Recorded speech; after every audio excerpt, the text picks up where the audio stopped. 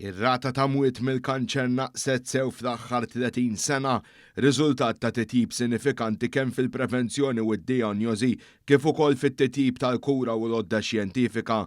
Dan joħroġ minn analiżi li għamel il-ġurnal rinomat Brittaniku The Economist.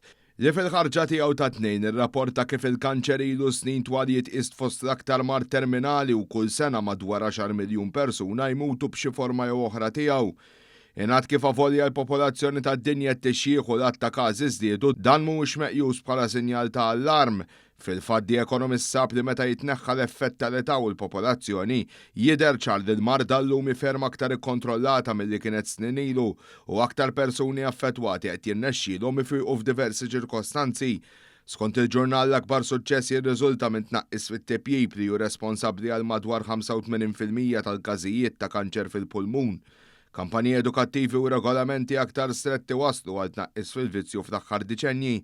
Barra minn hekk testijiet bħal dawk tal-mammogram, il-kolonoskopija u smir tessenu biex tumuri jinstabu minn kmieni u jiġu kkurati ferm aħjar. Il-Ġurnal Internazzjonali nota wkoll li fit-trattament il-mediċina avvanzat ħafna, il-kirurġija saret aktar preċiża u l-immunoterapiji iżjed b'saħħithom taw tama ġdida lil ħafna. Fl-Istati Uniti tal-Amerika weħedu stmat li bdejn l-1975 u l-2020 ġew evitati kważi 6 miljun mewt minn kanċers komuni bħal dawk tal-pulmun, tas-sider u tal-prostata.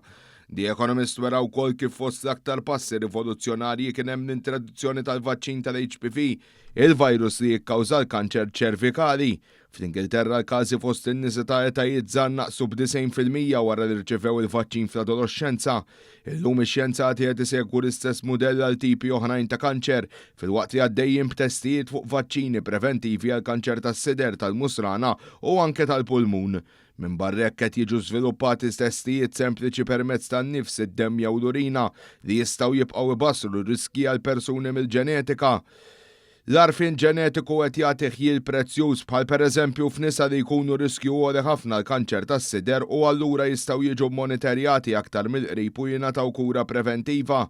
Esperti li ġew intervistati minn The Economist esprimew il-fehma li l-ġlieda kontra l-kanċer fil-futur trid tkompli tissaħħaħ mhux biss fit-terapiji iżda wkoll fil-prevenzjoni anke b'arfin li qiegħed dejjem jikber. The Economist ikkonkluda l-analiżi b'ħarsa pożittiva fejn tenna li jekk fl-aħħar 30 sena tnaqset sew ir-rata tal-mortalità, fid-deċenji li jmiss ix-xjenza u l-mediċina jridu jwasslu neqreb biex ħafna tipi ta' kanċer se jkunu jistgħu jiġu evitati minn qabel. Il-ġlieda tibqa' għaddejja imma qatt ma konna daqshekk armati biex nirbħuha, stqarr il-ġurnal.